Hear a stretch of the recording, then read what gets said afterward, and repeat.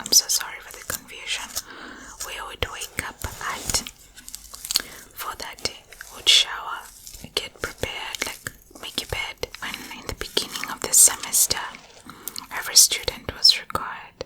Sorry, because some of your hair went into my 5 in the morning, 5:30 actually, to 7 I guess, or 7:30, I don't quite remember very well, in the morning. So, because I went to boarding school. In my high school, I have a lot of PTSD, remembering my times, parents and people that you're familiar with, and you go, basically, they with a bunch of people and bring us snacks to talk to our teachers and ask them how we are doing. Hi, welcome to today's nitpicking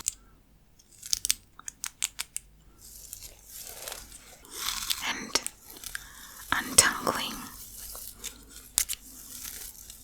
session.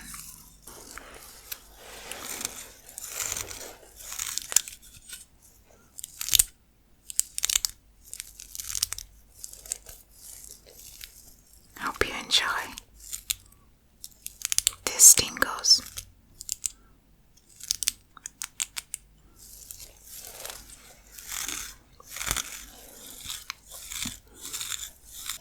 If any of you guys follow my husband and I on our couple channel,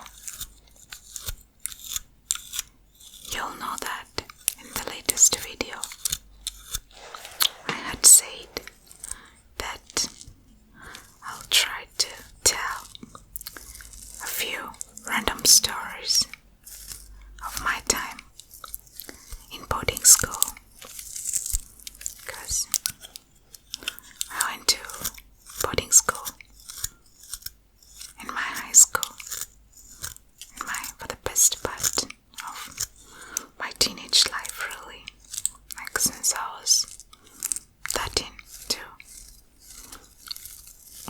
was it 18? Yeah, I guess 18. So,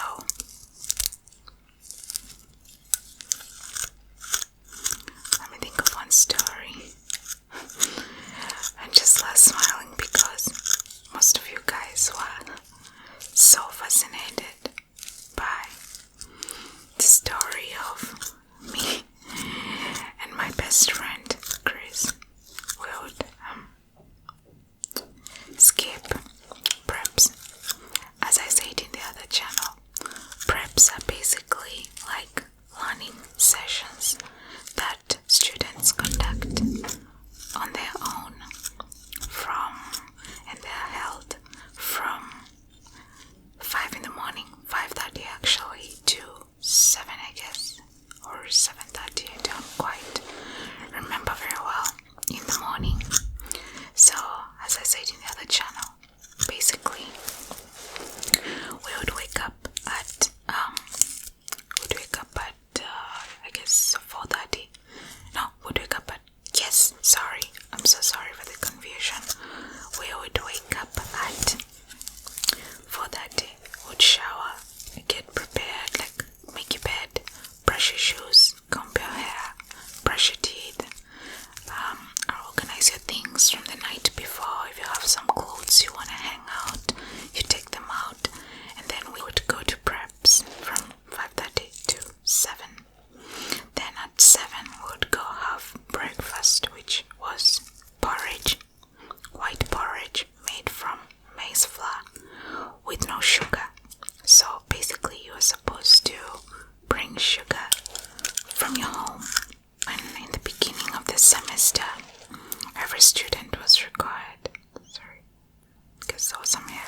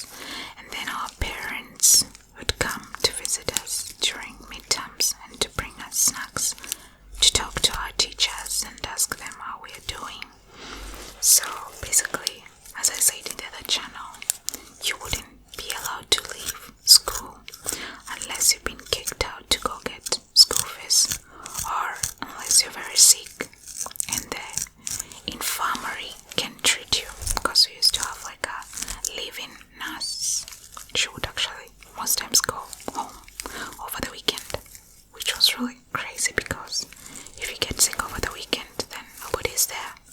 So maybe make sure you get sick. Make sure you get sick during the weekdays, which most people would get sick during the weekdays because nobody wanted to study during weekdays. Anyway, yeah, so basically we would wake up at 5 as I said, at 4:30 as I said, and then we would go to perhaps 7:30, 7 or 7:30, I forget. We would go have porridge, which is breakfast, porridge with no bread. You would have bread if you got it from home or if somebody brought it for you, or if the canteen was open and you bought, because we had a canteen, like a kind of a shop where people would buy snacks, but students rarely bought like bread, because I don't know, most people in that school didn't really quite have money, so it wasn't like those rich boarding schools. It was like a really average middle class, and at some point very poor students, like coming from average middle class homes and poor homes. Anyway, yeah, good times. Somebody asked about, why am I saying good times? Stressful times, crazy, scary times. I swear I have a lot of PTSD remembering my times at the boarding school because, yeah, we didn't have it easy. My best friend and I, we didn't have, it wasn't easy for us. I guess it wasn't easy for anyone in boarding school, because you're with your parents and people that you're familiar with, and you go basically there with a bunch of people, and it's just some situations you don't really know at that age how to, deal with, and you just have to be taught by your peers, and sometimes they're not nice to you. Like, I remember I was really bullied in high school, like very bullied. I remember one time, I have so many stories from my high school. I remember one time, some boy liked me, but then this boy, he was in my other channel. I know I keep referring to that. I'm trying to remove this. It doesn't want to go. It's kind of a white strand in the hair. So yeah, some boy in another class. As I said in the other channel, if any one of you is from there or had this part of the story, we were divided basically. Let's say we had forms, high school, junior classes were form 1 and form 2, junior high school, and then senior high school was really from like a middle senior, really from the middle senior was let's say form 3 and form 4, and then they're really like seniors, while form 5 and form 6. So my best friend and I, we started from form 1, that high school. That's where we met and we became friends. Anyway, I remember I had a crush on one boy in form 1A, because form 1 they would divide form 1 and form 2, all the classes really, they would divide them A and B. So when I was in form 1A, I had a crush on a boy in form 1B, and I remember my best friend and I, we were not in the same class. She was in form 1B, so she would kind of report to me what's happening in their class where the boy I like was. And I remember that boy, I really didn't even like him that much, because there was a senior boy that I kind of liked more. High school crushes, they're so confusing, you like this one and then you like that one and you also like that one, it's just a childish thing. So anyway, that one boy in form 1B that I kinda fancied, a girl in form 1B liked him too.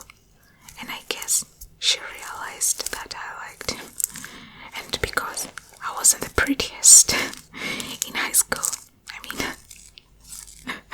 yeah, I wasn't the prettiest in high school, so she was considered beautiful. She was light skinned, and in Africa, that's really like light skin is consideration of beauty, really. Like almost, if you've noticed, most African celebrities, they kind of marry light skinned girls. They have babies with light skinned girls, most of them, and they're in relationships with light skinned girls. At least that's just what happens there that I know of. I don't know about African American culture, but I'll speak for where I come from. So anyway, yeah, she was considered prettier than me because I was dark skinned, Nothing interesting about me. They didn't have no... And this is so funny. I can't believe I'm telling this to the world. Anyway, yeah. So this girl, she started to kind of hate me, bully me. Mind you, our school was Christian and she was among like the Christian Union. And her and her brother came from a really saved background. Like they were very deep Christians. Her brother was even a preacher. People would think he was crazy because he would preach about like all the time. If you met him at the stairs, he would preach to you. If you met him at the borehole where we used to fetch water, there was no water in the taps, he would preach to you. You met him in the hallways, he would preach to you. So anyway, the girl, I'm not ashamed to say her name is Layla. So anyway, Layla bullies me because she thinks I like this boy. I can't even remember his name. Was it Patrick or Peter? Something like that. Anyway, so I remember she started to bully me. At some point, I just realized that it's never gonna stop. She's gonna continue, bullying me and being mean to me. So anyway, I said I need to take this matter up with the student committee. But the students committee also, they kind of had an issue with me. They didn't like me somehow. And I wasn't really like a mean student, naughty or a bully. Actually, I felt like people picked, now that I look at it back after I'm grown, I feel like sometimes when your kids come to, I don't have any kids, but I've traveled, I've seen so many things, I've been a godmom, and I've seen so many kids and stuff like that, and I've watched so many more movies.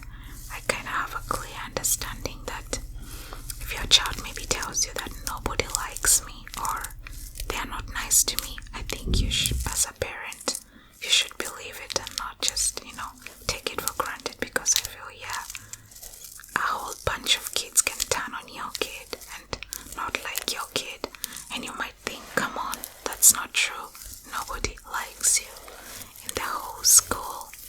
But actually it is a reality. It happens that it might not be everybody, 400 people or 500 people, but maybe 11 people don't like your kid, and it could be true, So anyway, this student committee, at least I know 3 girls had issues with me. They just didn't like me. They didn't like how I dressed or how I talked, or they just didn't like something about me.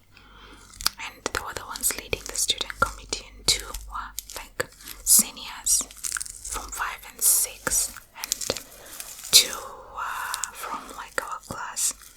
And then there was Layla, who I went to report. So anyway, when I reported them, they called a meeting with all of us. They called the boy and Layla and me, and then the student committee, which was already friends with Layla, I guess, I sensed. So anyway, they wanted to cut the long story short, they were not on my side. They made fun of me when I told the student committee that I was tired of Layla insulting my legs. Then they said, but it's true what she's saying. Your legs are shaped like that. They were not trying to solve it at all. They were trying to make a joke out of it to make me feel more horrible. It was crazy because one of the senior girls said, but what she said, isn't it true?